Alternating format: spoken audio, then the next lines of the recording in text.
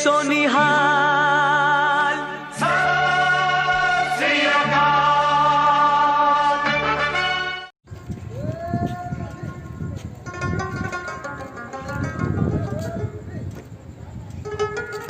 वाहिगुरू जी का खालसा वाहिगुरू जी की फतेह।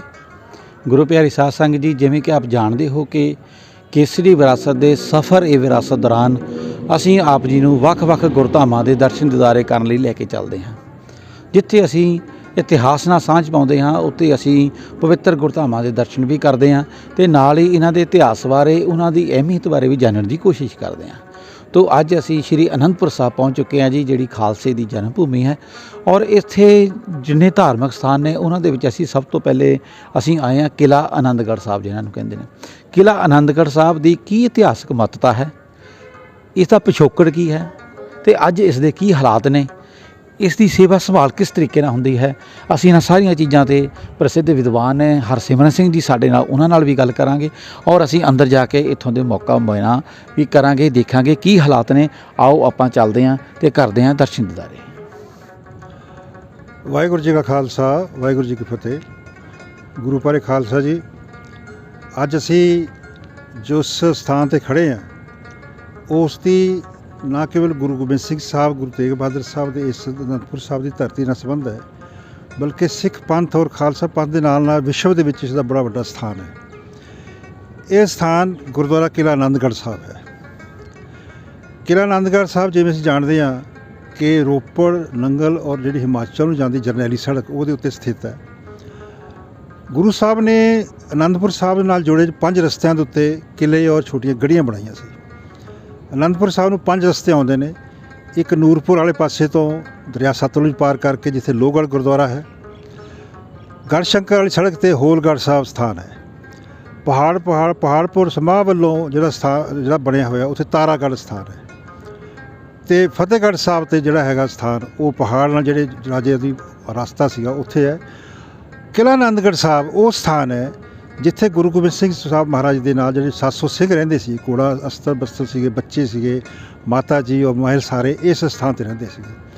अज जो असीं गुरुद्वारा किला आनंदगढ़ साहब वेख रहे हैं, ये असीं अपने अंदाजे विच रख सकते हैं भी उस समय किहो जिहा हुंदा होवेगा। अपनी इमेजीनेशन च है कि क्योंकि ये जिहड़ा हुण स्थान है ये तो पहाड़ की ठेरी के उत्ते बनया होया है। ये 4-5 भाग ने जिन्हां भागां तुहानूं दर्शन करावांगे। सब तो वड्डी जिहड़ी साडे वास्ते प्रेरणादायक गल है वो ये कमरा है जिहड़ा कि साडी सिख चेते दे विचों विसरिया होया है। ये वो कमरा है जिहड़ा कि कार सेवा की जिहड़ी स्ट्रक्चर बनी है, कार सेवा ने जो इत्थे कीता डिवेलपमेंट की गुरुद्वारे की, उहदे च बच गया या बचा लिया गया। इस स्थान की लक्कड़ है, यदि खोज की जाए तो ये उस समय के नाल जार लोगों का जुड़ता है जिथे कि गुरु गोबिंद सिंह महाराज ने कोई किला बनाया सी। छोटी इट्ठ है, छोटी इट्ठ नाल जिहड़ियां इट्टां ने वो भी कसियां हुई, इन्नियां कसियां हुई ने कि वो मतलब अपना वजूद छड्डियां जा रही ने। सो ये जिहड़ा किले का स्थान है साडे कोल वो यादगार है जिहड़ी कि बची हुई है। आम तौर पर जिहड़े आनंदपुर साहब दे विच 5-6 यादां ने जिहड़ियां कि कार सेवा ने मलिया मेट करतियां। उहदे च एक तो भोरा साहब गुरुद्वारा सी जिथे गुरु तेग बहादुर साहब रहिंदे सीगे और उत्थे भगती करते सी।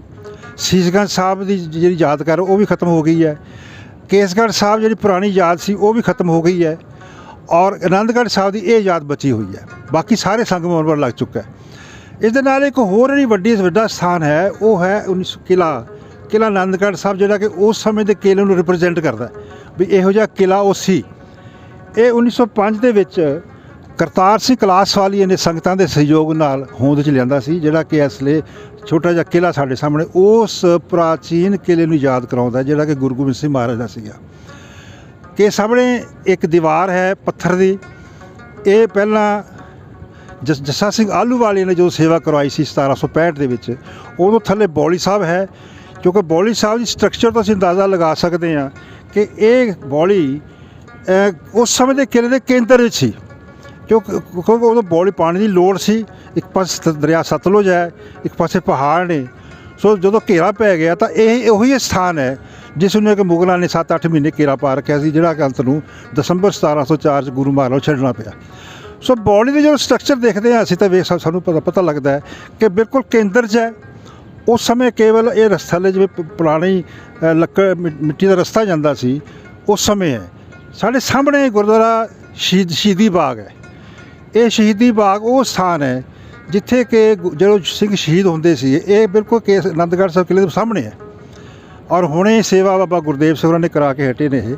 ਸੋ ਇਹ ਜਿਹੜੀ ਸਥਾਨ ਹੈ ਗੁਰਦੁਆਰਾ ਸ਼ਹੀਦੀ ਬਾਗ, ਇਹ ਉਸ ਦੀ ਜਿਹੜੀ ਸਥਾਨ ਨੂੰ ਯਾਦ ਕਰਾਉਂਦਾ ਹੈ, ਜਿੱਥੇ ਇੱਕ ਪਿੱਪਲ ਵੀ ਹੈ, ਬੋਹੜ ਵੀ ਹੈ। ਬੋਹੜ ਜਿਹੜਾ ਹੈ ਉਹਦੀਆਂ ਇੰਨੀਆਂ ਜੜ੍ਹਾਂ ਥੱਲੇ ਲੱਗ ਕੇ ਦਰਖਤ ਬਣ ਚੁੱਕਾ ਹੈ ਕਿ ਉਹ ਪ੍ਰਾਚੀਨ ਜਿਹੜੀ 300-400 ਸਾਲ ਦੀ ਯਾਦ ਹੈ ਸਾਨੂੰ ਦਿਵਾਉਂਦਾ ਹੈ।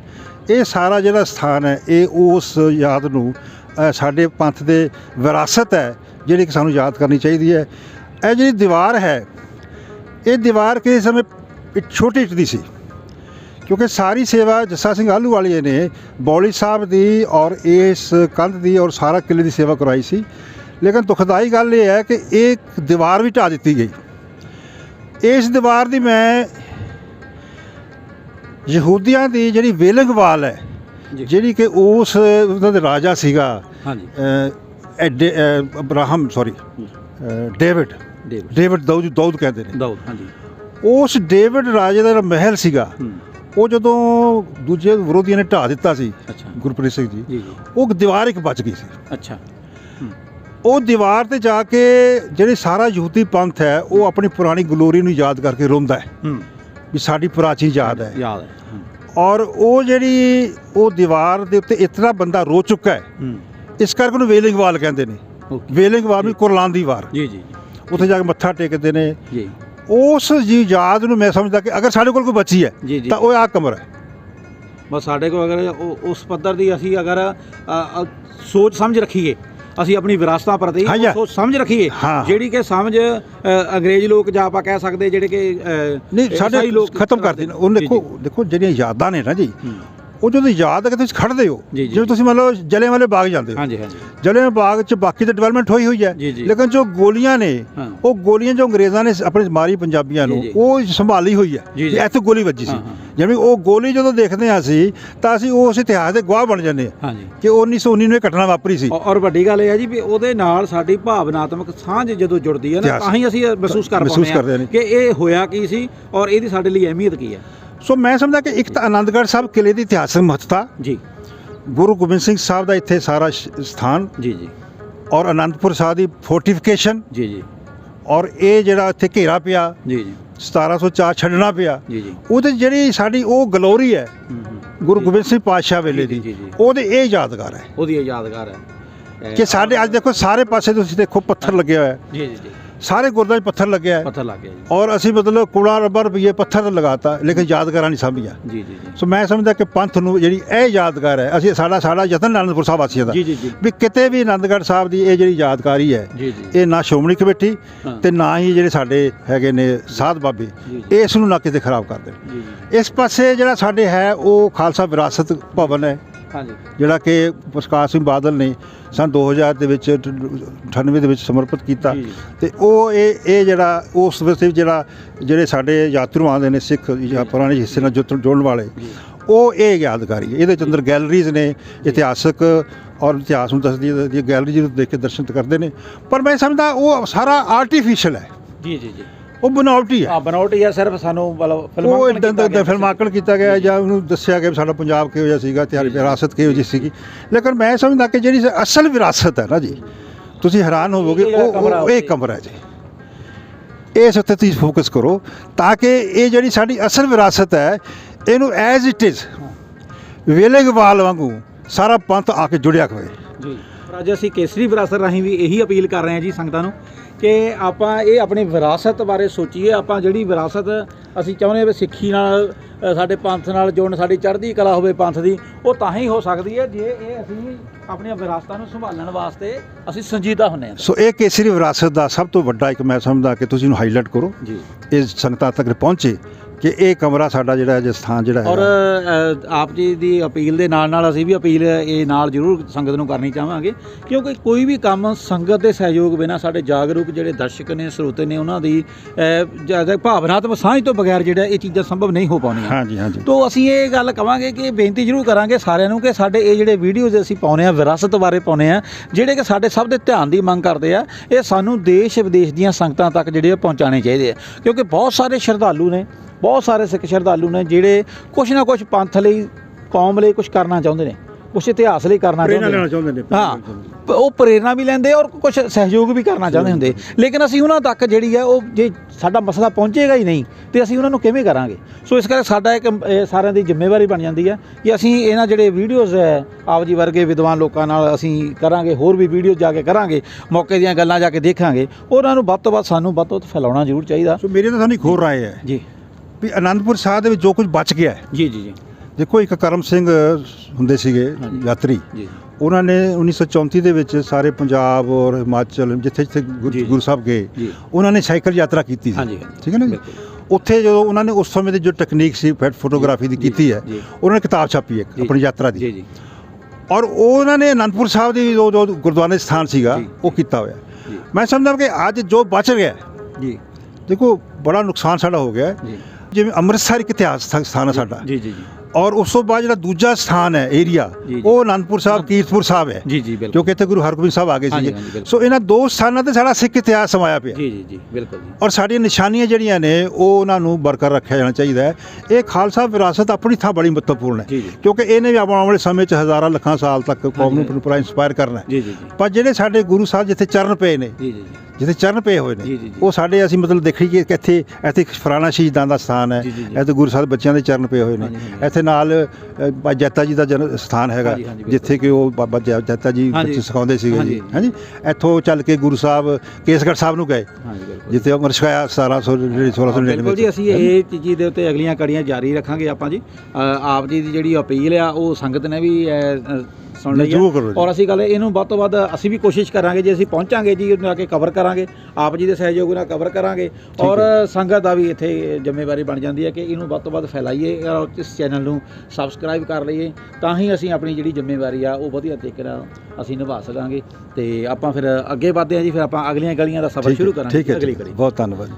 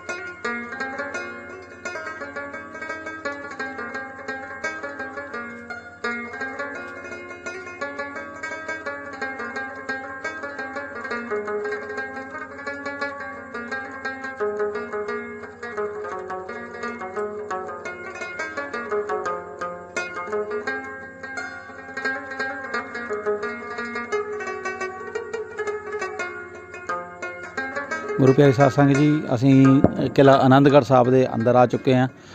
ਆਪ ਜੀ ਦੇਖ ਸਕਦੇ ਹੋ ਇੱਥੇ ਬੋਰਡ ਲੱਗਾ ਹੈ, ਗੁਰਦੁਆਰਾ ਕਿਲ੍ਹਾ ਸ਼੍ਰੀ ਆਨੰਦਗੜ੍ਹ ਸਾਹਿਬ। ਇਹ ਕਿਲ੍ਹਾ ਆਨੰਦਗੜ੍ਹ ਸਾਹਿਬ, ਇਹ ਕਿਲ੍ਹਾ ਸਾਹਿਬ ਸ਼੍ਰੀ ਗੁਰੂ ਗੋਬਿੰਦ ਸਿੰਘ ਜੀ ਦੇ 5 ਕਿਲ੍ਹਿਆਂ ਵਿੱਚੋਂ ਇੱਕ ਹੈ ਜੀ। ਭੰਗਾਣੀ ਦਾ ਯੁੱਧ ਜਿੱਤਣ ਤੋਂ ਬਾਅਦ ਗੁਰੂ ਸਾਹਿਬ ਜੀ ਨੇ ਇੱਥੇ ਸੰਮਤ 1746 ਭਾਵ ਸਨ 1699 ਤੋਂ 1705 ਤੱਕ ਮੁਗਲਾਂ ਅਤੇ ਪਹਾੜੀ ਰਾਜਿਆਂ ਖਿਲਾਫ ਕਈ ਜਿਹੜੇ ਆ ਯੁੱਧ ਲੜੇ ਆ। ਕਿਲ੍ਹੇ ਦੇ ਅੰਦਰ ਗੁਰੂ ਸਾਹਿਬ ਜੀ ਦੇ ਸਮੇਂ ਦੀ ਪੁਰਾਤਨ ਬੌਲੀ ਸਾਹਿਬ ਜੀ ਉਹਦੇ ਦਰਸ਼ਨ ਆਪ ਜੀ ਕਰ ਚੁੱਕੇ ਹੋ, ਅਤੇ ਗੁਰੂ ਸਾਹਿਬ ਜੀ ਦੇ ਸਿੰਘਾਂ ਵੱਲੋਂ ਬੇਨਤੀ ਕਰਦੇ ਮੁਗਲ ਫੌਜਾਂ ਦੇ ਪਹਾੜੀ ਰਾਜਿਆਂ ਵੱਲੋਂ ਹਮਲਾ ਨਾ ਕਰਨ ਦੀਆਂ ਕਸਮਾਂ ਖਾਣ ਤੋਂ ਬਾਅਦ ਇਹੀ ਕਿਲ੍ਹਾ ਸੀ ਜਿਹਨੂੰ ਖਾਲੀ ਕਰਕੇ ਆਨੰਦਗੜ੍ਹ ਸਾਹਿਬ ਦਾ ਕਿਲ੍ਹਾ ਜਿਹੜਾ ਗੁਰੂ ਗੋਬਿੰਦ ਸਿੰਘ ਜੀ ਮਹਾਰਾਜ ਆਪਣੇ ਪਰਿਵਾਰ ਸਮੇਤ ਜਿਹੜੇ ਆ ਉਹ ਇੱਥੋਂ ਨਿਕਲਦੇ ਆ, ਔਰ ਇਹ ਚਮਕੌਰ ਸਾਹਿਬ, ਫਤਿਹਗੜ੍ਹ ਸਾਹਿਬ ਜਿੱਥੇ ਸ਼ਹੀਦੀਆਂ ਹੁੰਦੀਆਂ ਸਾਹਿਬਜ਼ਾਦਿਆਂ ਦੀਆਂ, ਉਹਨਾਂ ਮੰਜ਼ਿਲਾਂ ਵੱਲ ਵੱਧਦੇ ਨੇ ਗੁਰੂ ਮਹਾਰਾਜ ਇੱਥੋਂ। ਫਿਰ ਇਹ ਸਫ਼ਰ ਚੱਲਦਾ ਲੰਬਾ ਸਫ਼ਰ ਜਿਹੜਾ ਫਿਰ ਇਹ ਕਿਲ੍ਹਾ ਛੁੱਟ ਜਾਂਦਾ ਜਦੋਂ, ਉਸ ਤੋਂ ਬਾਅਦ ਇਹ ਸਫ਼ਰ ਜਿਹੜਾ ਹਜ਼ੂਰ ਸਾਹਿਬ ਵਾਲੇ ਪਾਸੇ ਨੂੰ ਜਿਹੜਾ ਉਹ ਨਿਕਲਦਾ, ਨੰਦੇੜ ਵਾਲੇ ਪਾਸੇ ਨੂੰ। ਇਹ ਕਿਲ੍ਹਾ ਹੈ ਜੀ, ਉਹਦੀ ਯਾਦਗਾਰ ਇਹ ਬਾਅਦ ਵਿੱਚ ਬਣਾਈ ਹੈ, ਜਿਵੇਂ ਉੱਤੇ ਤੁਸੀਂ ਦੇਖ ਸਕਦੇ ਲਿਖਿਆ ਹੋਇਆ ਕਿ ਇਹ ਸੇਵ ਕਰੀ ਕਰਤਾਰ ਸਿੰਘ, ਇਹ ਕਰਤਾਰ ਸਿੰਘ ਜੀ ਜਿਹੜੇ ਆਹ ਲਿਖਿਆ ਗੁਰੂ ਘਰ ਦਾ ਕੁੱਕਰ ਗਿਆਨੀ ਕਰਤਾਰ ਸਿੰਘ ਕਲਾਸਵਾਲੀਆ, ਠੀਕ ਹੈ ਜੀ, ਹੈੱਡ ਗ੍ਰੰਥੀ ਸ਼੍ਰੀ ਦਰਬਾਰ ਸਾਹਿਬ ਅੰਮ੍ਰਿਤਸਰ ਸੀਗੇ। ਉਹਨਾਂ ਨੇ ਇਹ ਕਰਾਈ ਹੈ। ਜਿਵੇਂ ਜੇ ਆਪਾਂ ਸਨ ਲਿਖੀਏ ਤਾਂ ਲਿਖਿਆ ਹੋਇਆ ਇਹ ਮੱਘਰ 1 ਮੱਘਰ 1990 ਤੋਂ 92। ਇਹਦਾ ਮਤਲਬ ਇਹ ਹੋਇਆ ਕਿ ਇਹ 33 ਤੋਂ 35 ਸਾਲ ਜਿਹੜਾ 1933 ਤੋਂ 1935 ਦੇ ਵਿਚਾਲੇ ਜਿਹੜਾ ਇਹ ਕਿਲੇ ਵਾਂਗੂ ਇਹਦੀਆਂ ਜਿਹੜੀਆਂ ਇਹਨੂੰ ਤਾਜ਼ਾ ਕਰਨ ਵਾਸਤੇ, ਤਾਜ਼ਾ ਰੱਖਣ ਵਾਸਤੇ, ਇਹਦੀ ਸਾਂਭ ਸੰਭਾਲ ਕਰਨ ਵਾਸਤੇ ਜਿਹੜੀਆਂ ਇਹਦਾ ਇਸ ਨਿਰਮਾਣ ਜਿਹੜਾ ਇਹ ਬਾਅਦ ਵਿੱਚ ਕੀਤਾ ਗਿਆ ਸੀਗਾ। ਤੋ ਇਹਦੇ ਅੰਦਰ ਆਪਾਂ ਲੈ ਕੇ ਚੱਲਦੇ ਹਾਂ, ਆਪ ਜੀ ਦਰਸ਼ਨ ਕਰਾਉਂਦੇ ਹਾਂ ਕਿ ਉੱਥੇ ਕੁਝ ਦੀਵਾਰਾਂ ਨੇ ਜਿਹੜੀਆਂ ਕਿ ਪੁਰਾਣੀਆਂ ਇੱਟਾਂ ਦੀਆਂ ਨੇ। ਅੱਜ ਤੱਕ ਉਹਨਾਂ ਨੂੰ ਉਸੇ ਤਰੀਕੇ ਨਾਲ ਸੰਭਾਲ ਕੇ ਰੱਖਣ ਦੀ ਕੋਸ਼ਿਸ਼ ਕੀਤੀ ਗਈ ਹੈ। ਔਰ ਗੁਰੂ ਮਹਾਰਾਜ ਅੱਗੇ ਆਪਾਂ ਜਾ ਕੇ ਨਤਮਸਤਕ ਵੀ ਹੁੰਦੇ ਹਾਂ ਔਰ ਨਾਲ ਦੀ ਨਾਲ ਆਪਾਂ ਦੇਖਦੇ ਹਾਂ, ਉਹਨਾਂ ਦੇ ਦਰਸ਼ਨ ਕਰਦੇ ਹਾਂ ਕਿ ਇਹ ਸਥਾਨ ਆਪ ਜੀ ਦੇਖ ਰਹੇ ਹੋ ਕਿ ਖੁੱਲ੍ਹਾ ਪੰਡਾਲ ਹੈ ਕਿਲੇ ਵਾਂਗੂ। ਤੋ ਇਹਦੇ ਵਿੱਚ ਅਸੀਂ ਅੱਗੇ ਵਧਦੇ ਹਾਂ ਜੀ।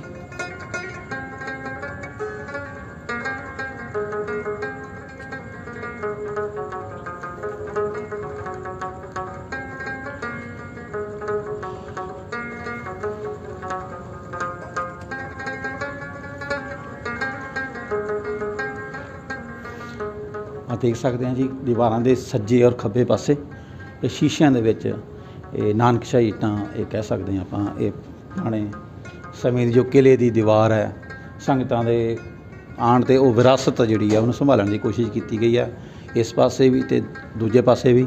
ਔਰ ਸੰਗਤਾਂ ਇੱਥੇ ਆ ਕੇ ਦਰਸ਼ਨ ਕਰਦੀਆਂ ਨੇ, ਨਤਮਸਤਕ ਹੁੰਦੀਆਂ ਨੇ।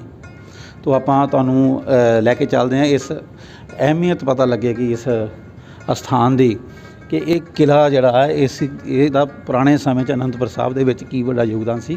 ਔਰ ਉੱਪਰ ਪੌੜੀਆਂ ਵੀ ਚੜ੍ਹਦੀਆਂ ਨੇ ਸੀ, ਉੱਪਰ ਜਾ ਕੇ ਇੱਥੋਂ ਅਨੰਦਪੁਰ ਸਾਹਿਬ ਦਾ ਇੱਕ ਤਸਵੀਰ ਵੀ ਤੁਹਾਨੂੰ ਦਿਖਾਉਂਦੇ ਹਾਂ ਜੀ। ਤੋ ਸਾਡੇ ਨਾਲ ਜੁੜੇ ਰਹੋ ਇਹਨੂੰ ਲਗਾਤਾਰ, ਔਰ ਇਹਨੂੰ ਵੱਧ ਤੋਂ ਵੱਧ ਇਸ ਵੀਡੀਓਜ਼ ਨੂੰ, ਆਪਣੀ ਵਿਰਾਸਤ ਨੂੰ ਸ਼ੇਅਰ ਕਰ ਸਕਦੇ ਹਾਂ ਜੀ ਆਪਾਂ। ਤੋ ਦੇਖਦੇ ਹਾਂ ਜੀ ਆਪਾਂ, ਜੇ ਖੁੱਲ੍ਹਾ ਹੋਇਆ ਤਾਂ ਆਪਾਂ ਜ਼ਰੂਰ ਅੱਗੇ ਵਧਾਂਗੇ।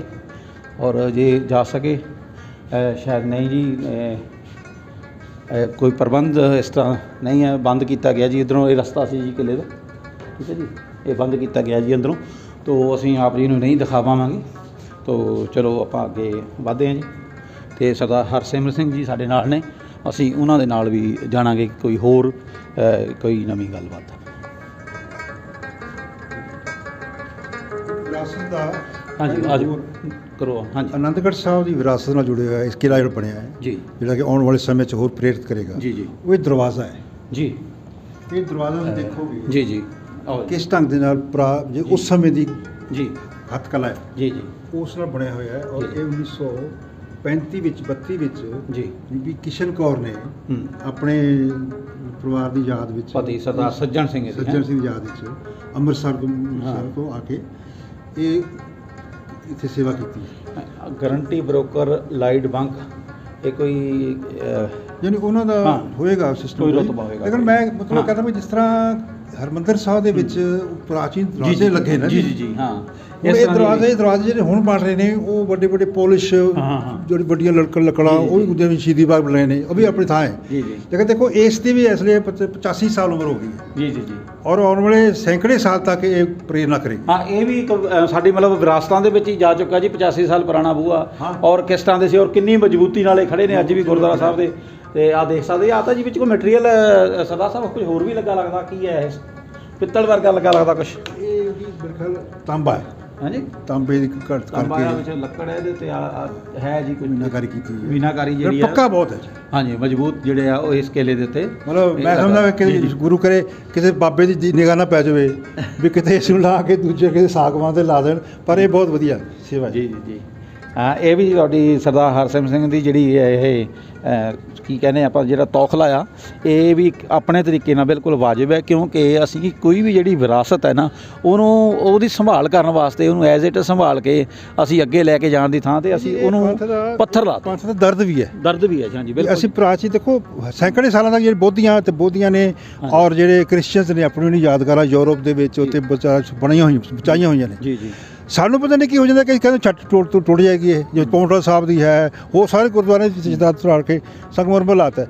ਜਿਹੜਾ ਕਿ ਪਿੰਡ 'ਚ ਗੁਰਦੁਆਰਾ ਹੈ ਜੀ ਜੀ, ਉਹ ਇੰਸਪਾਇਰ ਕਰੇਗਾ ਜੀ ਉੱਥੇ ਦੇ ਨੌਜਵਾਨਾਂ ਨੂੰ। ਨੌਜਵਾਨਾਂ ਨੂੰ ਜੀ ਅਗਰ ਉਹ ਆਣਗੇ 100 ਸਾਲ ਬਾਅਦ ਜਾਂ ਹੁਣ ਵੀ ਆ ਕੇ ਦੇਖਦੇ ਨੇ ਸਾਡੇ ਅਨੰਦਪੁਰ ਸਾਹਿਬ ਦੀ ਕੀ ਵਿਰਾਸਤ ਜੀ ਹੈ, ਜੀ ਜੀ ਉੱਥੇ ਆ ਕੇ ਪੱਥਰ ਦੇਖਣਗੇ ਹਾਂ ਤਾਂ ਕਹਿਣਗੇ ਪੱਥਰ ਤਾਂ ਸਾਡੇ ਅਨੰਦਪੁਰ ਪਿੰਡਾਂ 'ਚ ਲੱਗਿਆ ਹੋਇਆ। ਉਹ ਤਾਂ ਪਿੰਡਾਂ ਵੀ ਲੱਗਾ ਜੀ ਬਿਲਕੁਲ ਸੋ ਇਹ ਬੜਾ ਜ਼ਰੂਰੀ ਹੈ ਜੀ, ਕਿ ਅਸੀਂ ਜੀ। ਹੁਣ ਵੀ ਜਿੰਨੀਆਂ ਬਚ ਗਈਆਂ ਨੇ ਜੀ ਜੀ ਉਹ ਬੜੀ ਟੈਕਨੀਕ ਆ ਗਈ ਹੈ, ਚਾਹੇ ਉਹ ਗੁਰੂ ਗ੍ਰੰਥ ਸਾਹਿਬ ਦੇ ਪੁਰਾਤਨ ਸਰੂਪ ਨੇ ਜੀ ਜੀ ਜਾਂ ਯਾਦਗਾਰਾਂ ਨੇ, ਇਮਾਰਤਾਂ ਨੇ, ਜੀ ਜੀ ਸਾਡੇ ਪ੍ਰਾਚੀਨ ਸਮੇਂ ਦੀਆਂ ਜਿਹੜੀਆਂ ਹੋਰ ਗਲੀਆਂ ਔਰ ਜਿੱਥੇ ਜਿੱਥੇ ਸ਼ਸਤਰ ਨੇ ਜੀ ਜੀ ਜੀ ਉਹ ਸੰਭਾਲਣੇ ਚਾਹੀਦੇ ਨੇ।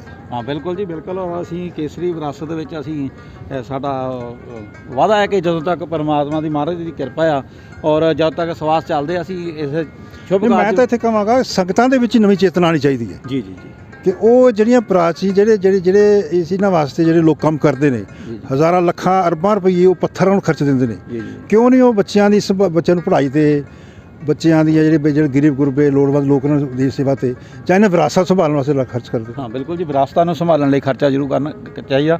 ਔਰ ਜਿਵੇਂ ਗੁਰੂ ਗ੍ਰੰਥ ਸਾਹਿਬ ਮਹਾਰਾਜ ਸਭ ਤੋਂ ਵੱਡੀ ਗੁਰਬਾਣੀ, ਸਾਡੀ ਸਭ ਤੋਂ ਵਿੱਦਿਆ ਦਾ ਸਭ ਤੋਂ ਵੱਡਾ ਖਜ਼ਾਨਾ ਸਾਡੇ ਗੁਰੂ ਗ੍ਰੰਥ ਸਾਹਿਬ ਮਹਾਰਾਜ ਗਿਆਨ ਆ। ਦਾ ਖਜ਼ਾਨਾ। ਔਰ ਸਾਨੂੰ ਉਸ ਗਿਆਨ ਦੇ ਖਜ਼ਾਨੇ ਨੂੰ ਵੀ ਜਿਹੜਾ ਉਹ ਸੰਭਾਲਣਾ ਕੀ ਸਾਨੂੰ ਉਹਨੂੰ ਦਿਮਾਗਾਂ 'ਚ ਆਪਣੇ 'ਚ ਉਤਾਰਨਾ ਚਾਹੀਦਾ ਕੀ ਲਿਖਿਆ। ਤੇ ਉਹਨਾਂ ਨੂੰ ਕੀ ਚਾਹੀਦਾ ਉੱਤੇ ਵਿਚਾਰਨਾ ਚਾਹੀਦਾ ਔਰ ਉਸ ਚੀਜ਼ ਨੂੰ ਅਸੀਂ ਲੈ ਕੇ ਅੱਗੇ ਵਧਣਾ ਇਹ ਚਾਹੀਦਾ ਜਿਹੜੀ ਇਮਾਰਤ ਹੈ ਹਾਂਜੀ। ਇਹ ਬਾਬਾ ਸੇਵਾ ਸਿੰਘ ਹੋਰਾਂ ਨੇ ਜੀ ਇਹ ਪਿਛਲੇ 50 ਸਾਲ ਪਹਿਲਾਂ ਹਾਂਜੀ। ਇਹ ਸਾਰੀ ਹੈ 70-80 ਸਾਲ ਪਹਿਲਾਂ ਜੀ। ਸੇਵਾ ਕਰਕੇ ਹਾਂਜੀ ਇਹ ਸਾਰਾ ਦੇਖੋ ਸੰਭਾਲੀ ਗਈ ਹੈ, ਇਸ ਕੋਈ ਸ਼ੱਕ ਨਹੀਂ। ਹਾਂ ਪੱਥਰ ਲੱਗਿਆ ਹੋਇਆ ਹੈ, ਆਉਣ ਵਾਲੇ ਸਮੇਂ ਨੂੰ ਪ੍ਰੇਰਿਤ ਕਰੇਗੀ। ਹਾਂਜੀ ਲੇਕਿਨ ਇਹ ਜਿਹੜਾ ਹੈ ਇਹ ਵੀ ਸਾਡੀ ਵਾਸਤੇ ਇਤਿਹਾਸ ਦੀ ਇੱਕ ਵੱਡੀ ਨਿਸ਼ਾਨੀ ਬਣ ਗਿਆ ਜੀ ਕਿ ਆਨੰਦਗੜ੍ਹ ਸਾਹਿਬ ਦੇ ਵਿੱਚ ਇਸ ਗੁਰਦੁਆਰੇ ਦਾ ਜੀ ਜਿਹੜਾ ਨਿਰਮਾਣ ਹੋਇਆ ਹੈ ਜੀ ਔਰ ਇਸ ਨੂੰ ਤੁਸੀਂ ਦਰਸ਼ਨ ਕਰਾਓ ਸੰਤਾਂ ਨੂੰ। ਹਾਂ ਬਿਲਕੁਲ ਜੀ ਬਿਲਕੁਲ ਜੀ। ਠੀਕ ਹੈ ਜੀ। ਇਹ ਗੱਲ ਤਾਂ ਹੈ ਪਰ ਇਹ ਹੈ ਵੀ ਇਸ ਥਾਂ ਦੇ ਉੱਤੇ ਜਿਵੇਂ ਉਹ ਕਮਰਾ ਬਾਹਰ ਇੱਕੋ ਇੱਕ ਉਹਨਾਂ ਦਾ ਕਿਲੇ ਦੀ ਯਾਦ ਦਿਖਾਈ ਹੈ ਮੈਂ ਤੁਸੀਂ ਕੰਪੈਰੀਜ਼ਨ ਸੰਗਤ ਨੂੰ ਪੁੱਛੋ ਜੀ। ਜੋ ਤੁਹਾਨੂੰ ਕਮਰਾ ਇੰਸਪਾਇਰ ਕਰੇਗਾ ਹਾਂ ਸ਼ਾਇਦ ਪੱਥਰ ਇੰਸਪਾਇਰ ਨਾ ਕਰੇ, ਨਹੀਂ ਕਰ ਕਰੇਗਾ ਹੀ ਨਹੀਂ। ਨਹੀਂ ਬਿਲਕੁਲ ਠੀਕ ਹੈ ਜੀ, ਤੁਹਾਡੀ ਗੱਲ ਸਹੀ ਹੈ। ਤੇ ਲੇਕਿਨ ਚਲੋ ਸਾਡਾ ਕਿਉਂਕਿ ਕੁਛ ਨਾ ਕੁਛ ਸਾਨੂੰ ਲੱਗਦਾ ਕਿ ਆਇਆਂ ਨੂੰ ਦਰਸ਼ਨ ਕਰਨ ਲਈ ਕੋਈ ਚੀਜ਼ ਹੈਗੀ ਹਾਂਜੀ, ਹੈ ਹਾਂਜੀ। ਜਿੱਥੇ ਅਸੀਂ ਨਤਮਸਤਕ ਹੋ ਸਕੀਏ। ਔਰ ਇਸ ਗੱਲ ਵੱਲ ਵੀ ਤੁਹਾਡੇ ਵੱਲ ਬਹੁਤ ਧਿਆਨ ਦੇਣਾ ਬਣਦਾ ਜੀ ਕਿ ਅਸੀਂ ਉਹ ਵਿਰਾਸਤਾਂ ਨੂੰ ਹੁਣ ਵੀ ਸੰਭਾਲ ਲਈਏ, ਹੁਣ ਵੀ ਇਹਨੂੰ ਐਜ਼ ਇਟ ਵੀ ਸੰਭਾਲ ਲਈਏ। ਸਮਝ ਪਏ ਅਸੀਂ ਬਹੁਤ ਕੁਝ ਫਿਰ ਸੰਭਾਲ ਲਵਾਂਗੇ ਜੀ।